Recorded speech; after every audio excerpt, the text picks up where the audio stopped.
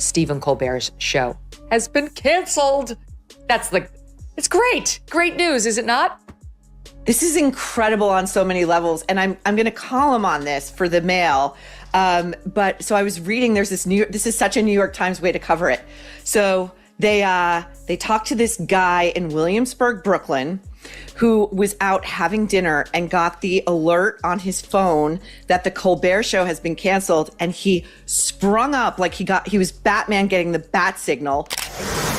CBS just canceled the Late Night with Stephen Colbert, just days after Colbert took a swing at his own network for settling with Trump. Listen. This kind of complicated financial settlement with a sitting government official has a technical name in legal circles. It's big fat bribe. Megyn Kelly and Jesse Waters came in ready to finish what others only hinted at. With zero sympathy and plenty of sharp humor, they went straight after the world of scripted laughs, smug speeches, and jokes people saw coming a mile away. This wasn't just another TV roast. It felt more like a full collapse of the image Stephen Colbert had worked hard to protect. And if late-night television already seemed out of touch before, this moment made it look like the final curtain was finally coming down. Look, he's a terrible man. I really think he's just not a good guy. I mean, he completely took that show, which was a great sort of platform in nighttime television, and the Ed Sullivan Theater, and completely drove it into the ground. He had originally been at Comedy Central, where he was more comedy. And when he moved over to CBS, he decided to be more pundit. He desperately wanted to be Keith Olbermann. And guess what? Keith Olbermann is a failure. And now so are you, Stephen Colbert. Oh, man, the ratings tanked. Letterman averaged nearly 3 million in his final year. And today, Colbert is only averaging a little over 2 a night. This show is seen by close to 4 million a night. Now, the left's favorite late-night mainstream mouthpiece has been let go. This is what happens when arrogance finally loses its grip on network television. Stephen Colbert didn't just host a late-night show.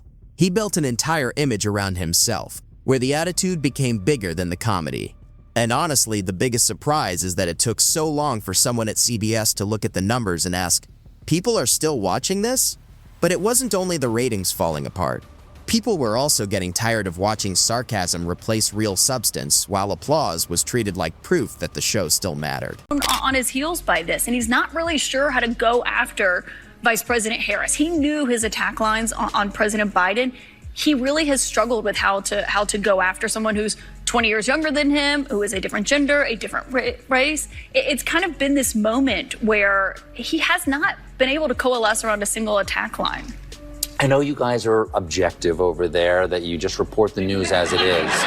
Oh, I know. CNN makes it. I know that's supposed to be a laugh line. I wasn't supposed to be, but I guess it is. Unbelievable. Megyn Kelly came in like someone who had been waiting a long time for this moment.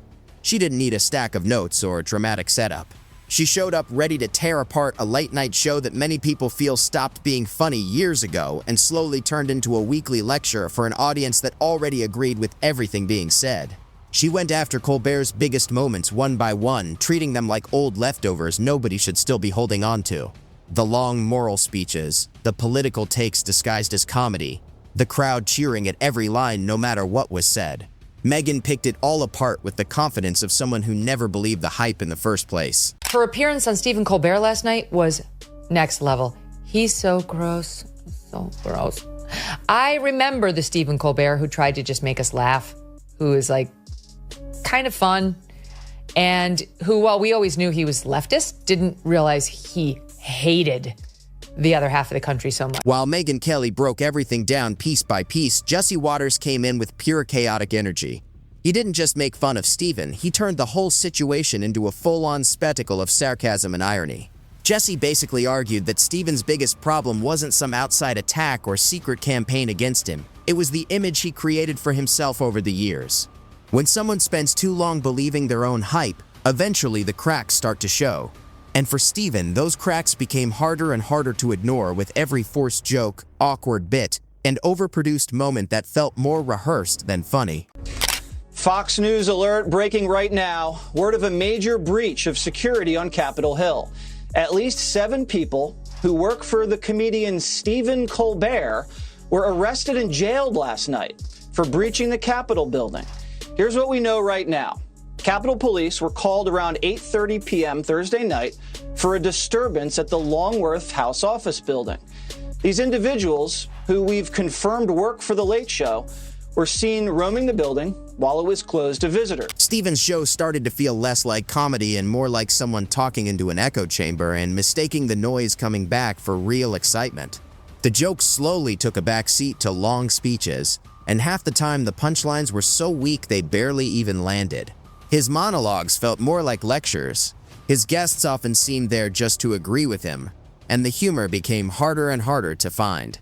What used to be a late-night comedy show started feeling more like a polished presentation about what people were supposed to think. And somehow, even a boring slideshow manages to get more laughs once in a while. Well, Colbert went out there and cried. Do we have him ripping on it? I don't think we have that. But anyway, he went on there recently and he ripped on his own employer for this settlement. And that's why the left is like, oh, the optics are terrible. Like, this was clearly just like they fired Colbert to satisfy Trump. Number one, if that's true, you can put another feather in Trump's cap for doing something great and making America great again, okay? Number two, there's zero proof to that effect whatsoever. And Sherry Redstone, who is the head of CBS, has known that Colbert is a chief Trump antagonist and that Trump hates Colbert since the beginning of Colbert and Trump as, dual public figures. Megyn Kelly cut straight through the act and said what a lot of people had already been thinking. Stephen stopped being funny a long time ago. According to her, he traded sharp comedy for political speeches and started treating applause like proof the jokes were working. Jesse Waters added to the criticism by pointing out how disconnected the show had become from regular viewers. What once felt like satire slowly turned into predictable lectures, celebrity praise, and safe talking points. In the end, they argued that Stephen didn't lose his audience overnight. He pushed them away by turning comedy into a performance built more on attitude than actual laughs. Would you look at this? There are quite a few billionaires who support you. You are from Northern California, after all, where they grow them in fields out there. Who's your favorite billionaire? Because we all have a favorite billionaire. On three. 1, 2, 3. Oprah. I'm sorry. I claimed Oprah. You can't take her now. What's happened to him is what happens to virtually every news personality and late night personality and host of popular shows, podcasts, etc., which is they start getting invited to parties with Jennifer Aniston. Megyn Kelly argued that Stephen's decline started when he stopped focusing on entertaining people and became more focused on impressing elite media circles and political audiences. She said the version of Stephen who once made people on both sides laugh slowly disappeared, replaced by a host more interested in approval than comedy. Jesse Waters mocked the show's overproduced sketches and political bits, joking that they felt more like performances at an arts festival than actual late-night comedy. Together, they painted a picture of a show that traded humor for lectures and entertainment for applause from people already agreeing with it. And let me tell you something else. This just hit from reporter Matt Bellany, founding partner of Puck News, and formerly Hollywood Reporter. The timing and optics, he says, are terrible for the Colbert cancellation. Not true, not true, not true. The timing and optics are perfect. Only leftists think that the timing and optics are terrible because they think somehow this was retaliatory because Stephen Colbert was ripping on CBS for entering into that $16 million settlement with Donald Trump, who was suing them over the 60 Minutes Kamala Harris interview and the edited clips, claiming it was a deceptive practice under Texas law. The guest list turned into a predictable cycle of Hollywood actors, aging musicians, and online influencers all dropping in to share political opinions. Jesse Waters joked that the whole setup felt less like a comedy show and more like a friendly echo chamber, where everyone agreed a little too easily. Megyn Kelly pointed out that when a pause starts replacing real jokes, the line between comedy and commentary disappears. What was once meant to entertain started feeling more like a polished space for messaging, and the humor got lost somewhere along the way. And Stephen Colbert was appointed as his heir.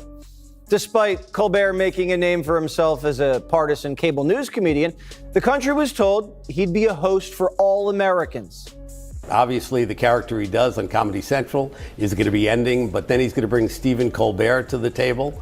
And we have no question that this guy is so talented that, the persona of Stephen Colbert is going to work so well in late night. It's going to be original, it's going to be smart, and it's going to be different than what anybody else has. George Clooney and Jeb Bush were the guests of his first show. But things got a lot worse after Trump beat Hillary. Colbert caught a wicked case of TDS and he never recovered. He went off the deep end during COVID. Then there were the skits. Forgettable, overworked, and more confusing than funny. Jesse Waters joked he'd rather deal with an audit than sit through another Stevens-style sketch full of symbolism and forced meaning. Megyn Kelly described the show's structure as painfully predictable, headline reference, moral joke, applause break, then long interviews that felt flat and promotional. What used to be sharp, risk-taking late-night comedy slowly turned into safe commentary, heavy on messaging, and light on laughs. In their view, Steven became the clearest example of that shift. Less fearless comedian, more symbol of how the genre lost its edge. They were paying him $15 million a year for that nonsense that we just witnessed, for him to dance around with vaccine needles during the COVID pandemic, which we all knew was controversial, but no, the left had decided that they were some sort of Eucharist. And for $15 million a year on a show that's losing $40 million a year, he had to see the writing on the wall. In fact, you could make a good argument that he went out there on that Monday and did that so he would have something to point back to as why he got fired, when he knew all along his ratings were totally shitty and he didn't know how to book for late night. His guest, the last night he was on, Maureen, this is late night television. You get a Tom Cruise, right? You get The Rock. You get Julia Roberts or Sydney Sweeney. That is how you do late night TV. Look who he led with his last night on the air. Jesse Waters didn't show much sympathy. He treated it like the end of a long-running act and pointed out that the most entertaining part of the show had become the audience pretending to enjoy it. In his view, the real signal was already clear. The party was over, even if some people were still profiting from it. Megyn Kelly added that Steven had every advantage, big platform, resources, and a polished image, but used it to double down on a very narrow worldview instead of broad comedy. Jesse also mocked his attempts to go viral online, comparing it to someone clearly out of touch trying too hard to fit in. Together, they argued that the show's shift to internet-style humor didn't land because it replaced timing and originality with forced irony and lectures. As Paramount's owners are trying to get the Trump administration to approve the sale of our network to a new owner, Skydance. Some of the TV typers out there are blogging that once Skydance gets CBS, the new owner's desire to please Trump could put pressure on late-night host and frequent Trump critic Stephen Colbert.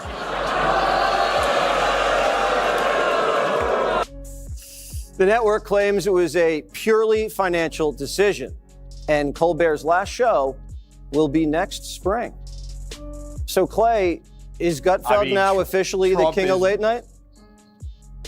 God, this is probably a really tough story for you to have to do, to give Gutfeld praise. No comeback tour, no reboot, just silence. The kind that follows a show that lost its identity and its audience. When comedy turns into lectures and punchlines into moral statements, people eventually stop laughing and start tuning out. Megyn Kelly framed it as the natural end of that shift, saying real comedy needs risk, not rehearsed approval. Jesse Waters added his own sarcasm, suggesting Steven had drifted so far from entertainment that even the audience felt optional. In the end, they argued it wasn't just a cancellation, it was a reset, opening the door for comedy that actually tries to be funny again, instead of preaching to the crowd. Report here. It's not for his prelude, with which I disagree. He says he says Colbert's show costs more than $100 million a year to produce and is losing more than $40 million a year. That's unbelievable. So net, it takes in about 60. It's losing $40 million a year. He writes CBS execs had been mulling for a long time whether to pull the plug. Steven may be off the air, but the fallout is still being felt in late-night TV. Megyn Kelly framed his run as a lesson in what happens when comedy leans too heavily on attitude and approval instead of actual jokes, calling it a clear example of what not to do. Jesse Waters added that real humor has to be messy and risky, not polished into safe talking points. Together, they suggested his decline wasn't surprising so much as inevitable once the show drifted away from its original purpose. In their view, the silence left behind feels less like an ending and more like a reset for what comedy could be again.